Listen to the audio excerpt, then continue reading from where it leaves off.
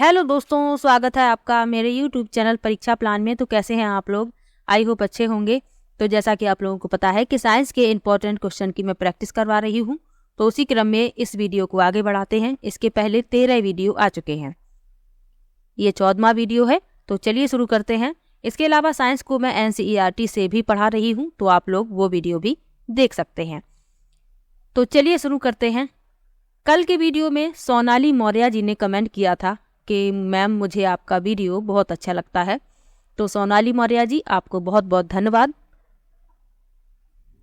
आप लोगों के अच्छे कमेंट के कारण ही मुझे मोटिवेशन मिलता है, इसीलिए मैं डेली वीडियो आप लोगों के लिए लेकर आती हूँ।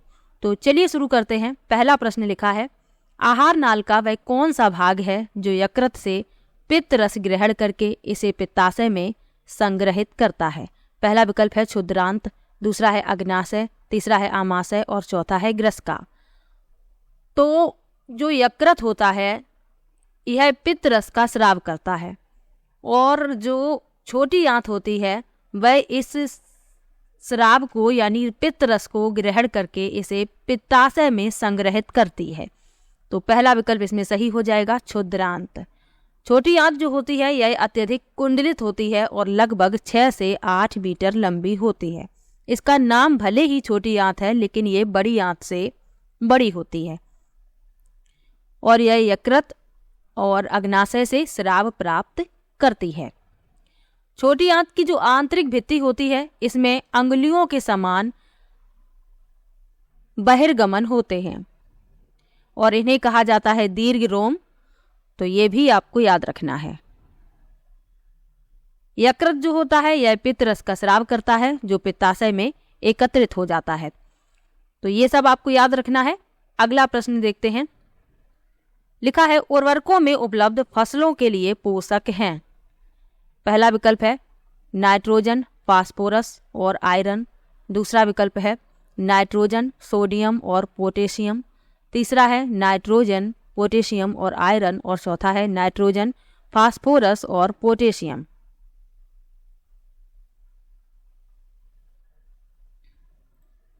तो उर्वरकों में फसलों के लिए जो पोषक उपलब्ध होते हैं वह होते हैं नाइट्रोजन, फास्फोरस और पोटेशियम।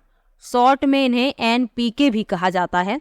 तो आपको याद रखना है डी विकल्प इसमें सही है। अब उर्वरक क्या होते हैं?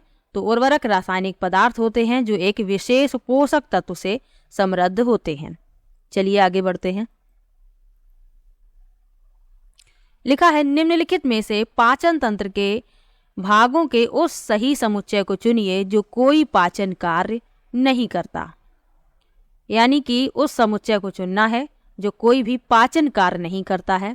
पहला है ग्रसिका, मुख गुहिका, बृहदांत्र, दूसरा है क्षुद्रांत्र, बृहदांत्र, मलाशय, तीसरा है ग्रसिका, मुख गुहिका, मलाशय और चौथा है ग्रसिका, बृहदांत्र, मलाशय। तो आहार नाल जो होती है मूल रूप से एक लंबी नली होती है जो मुंह से गुदा तक फैली होती है। इसमें विभिन्न भाग होते हैं। कौन कौन से भाग होते हैं इसमें? इसमें होता है मुंह, मुख गुहिका, ग्रसनी, ग्रसिका, आमाशय, छोटी आंत और बड़ी आंत।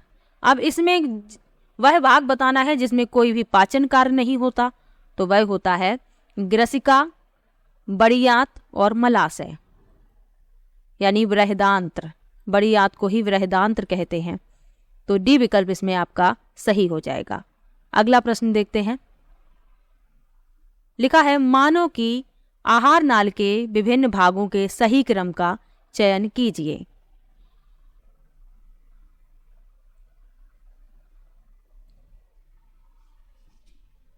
अगला प्रश्न है, मानव की आहार नाल के विभिन्न भागों के सही क्रम का चयन कीजिए। तो इसमें सही क्रम बताना है। पहले लिखा है मुख, फिर ग्रसिका, आमाशय, बृहदांत्र, क्षुद्रांत्र, दूसरा है मुख, आमाशय, ग्रसिका, बृहदांत्र, क्षुद्रांत्र, तीसरा है मुख, ग्रसिका, आमाशय, क्षुद्रांत्र, बृहदांत्र और चौथा है मुख, आमाशय, ग्रसिका, क्षुद्रांत्र, बृहदांत्र। तो इसमें सही क्रम बताना है। तो सबसे पहले होता है मुख, फिर होती है ग्रसिका, फिर आमाशय, फिर क्षुद्रांत्र, फिर बृहदांत्र। तो इसमें आपका जो सी विकल्प है वह सही हो जाएगा। अगला प्रश्न देखते हैं। लिखा है निम्नलिखित में से कौन सा विषमांगी मिश्रण है? पहला है स्टेनलेस स्टील, दूसरा है आयोडीन युक्त नमक, तीसरा है गुब्बारे में भरी वायु और चौथा है ब्रास। तो समांगी और विषमांगी मिश्रण क्या होते हैं? विषमांगी मिश्रण पहले जान लीजिए, इसमें विषमांगी मिश्रण पूछा गया है। तो इसमें क्या होता है, जो मिश्रण होता है उसमें कणों का आकार समान नहीं होता है, और जो समांगी मिश्रण होता है इनमें कणों का आकार समान होता है।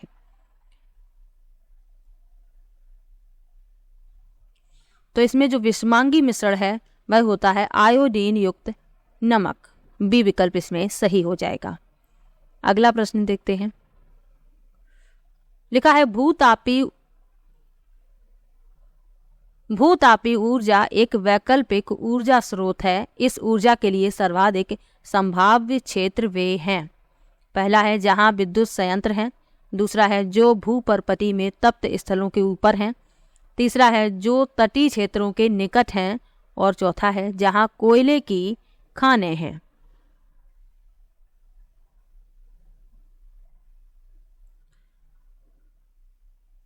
तो सबसे पहले आपको भूतापीय ऊर्जा के बारे में पता होना चाहिए। तो भूतापीय ऊर्जा क्या होती है? पृथ्वी की उपसतह से आने वाली ऊष्मा को भूतापीय ऊर्जा के रूप में जाना जाता है। यह पृथ्वी की सतह के नीचे खनिज और द्रव पदार्थों में मौजूद हो सकती है, साथ ही गर्म पिघली हुई चट्टान में, जिसे मैग्मा कहा जाता है, उसमें भी हो सकती है। तो इसमें अब कौन सा विकल्प सही है ये पूछा गया है।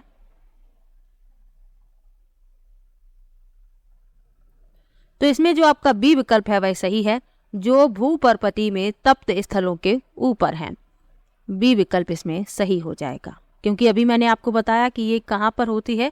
पृथ्वी की सतह के नीचे खनिज और द्रव पदार्थों में मौजूद हो सकती है, गर्म पिघली हुई चट्टान में, जिसमें मैग्मा, जिसे मैग्मा कहा जाता है, उसमें होती है। तो बी विकल्प इसमें सही हो जाएगा। अगला प्रश्न देखते हैं।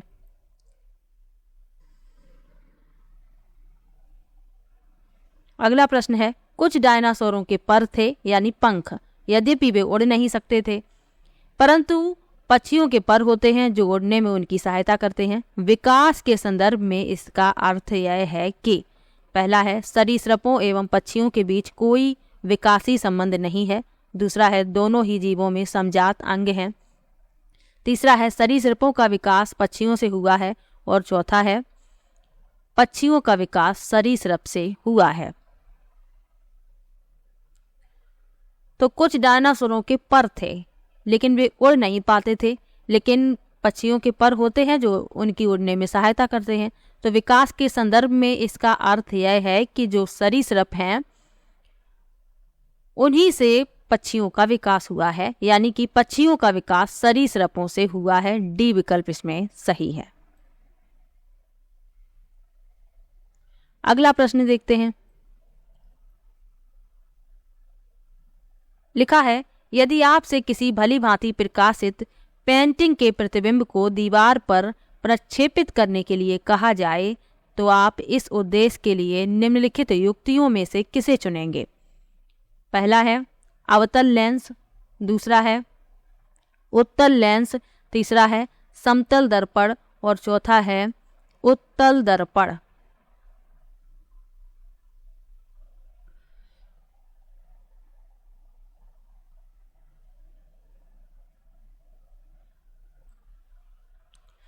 तो यदि आपसे कहा जाए कि किसी भली भांति प्रकाशित पेंटिंग के प्रतिबिंब को दीवार पर प्रक्षेपित करने के लिए, तो इसमें जो सबसे अच्छी युक्ति है वह है उत्तल लेंस। बी विकल्प इसमें सही हो जाएगा। अगला प्रश्न देखते हैं।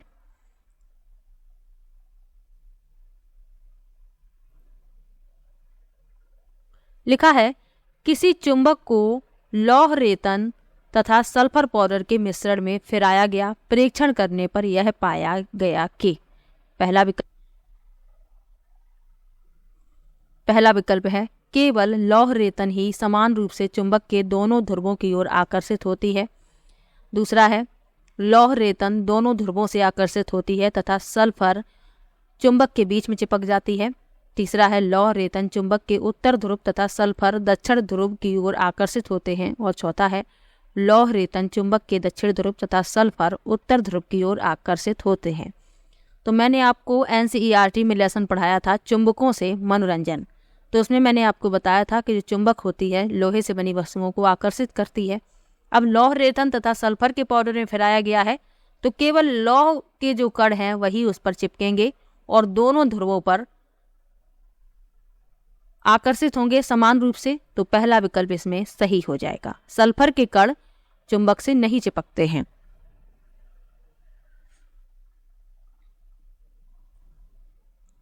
अगला प्रश्न देखते हैं।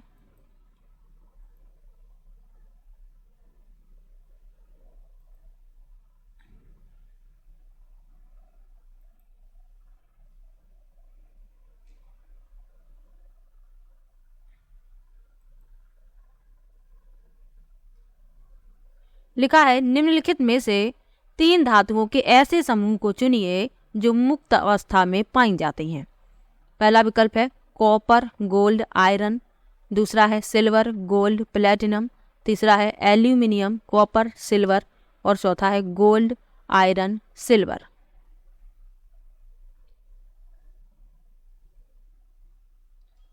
तो जो मुक्त अवस्था में पाई जाती हैं उन्हें बताना है। तो मुक्त अवस्था में पाई जाती हैं चांदी सोना और प्लेटिनम यानी सिल्वर गोल्ड प्लेटिनम। बी विकल्प इसमें सही हो जाएगा। अगला प्रश्न देखते हैं।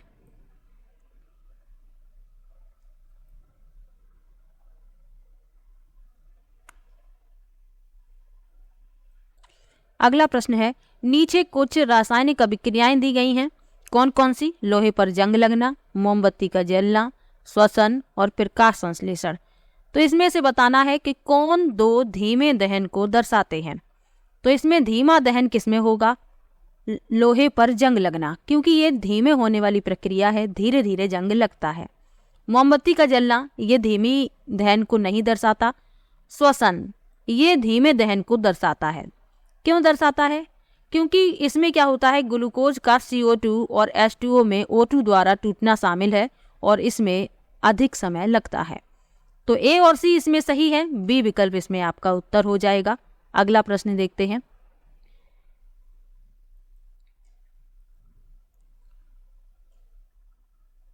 लिखा है कोशिका भित्ति वाला सबसे छोटा सजीव जीवन है। पहला है ईस्ट, दूसरा है शैवाल, तीसरा है साइनोबैक्टीरिया और चौथा है जीवाणु। अगला प्रश्न है कोशिका भित्ति वाला सबसे छोटा सजीव जीव है। यहाँ पर जीव होगा। पहला विकल्प है ईस्ट, दूसरा है शैवाल, तीसरा है साइनोबैक्टीरिया और चौथा है जीवाणु। तो कोशिका भित्ति वाला सबसे छोटा सजीव जीव है साइनोबैक्टीरिया। सी विकल्प इसमें सही हो जाएगा। अगला प्रश्न देखते हैं। लिखा है जब CNG या LPG का पूर्ण दहन होता है तब उत्पाद बनते हैं। पहला विकल्प है CO2 एवं H2O, दूसरा है CO2 SO2 एवं H2O, तीसरा है केवल CO2 और चौथा है CO2 CO एवं H2O। तो जब CNG एवं LPG का पूर्ण दहन होता है तब बनते हैं CO2 एवं H2O यानी कार्बन डाइऑक्साइड और जल।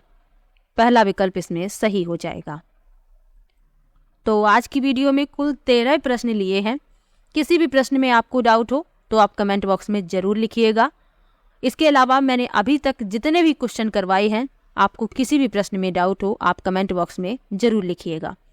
NCERT वाली वीडियो में आपको किसी भी टॉपिक में डाउट हो तो भी आप कमेंट में ज़रूर लिखिएगा। मैं सभी का कमेंट पढ़ती हूँ और सभी को रिप्लाई भी देती हूँ। तो चलिए मिलते हैं नेक्स्ट वीडियो में। तब तक के लिए बाय बाय।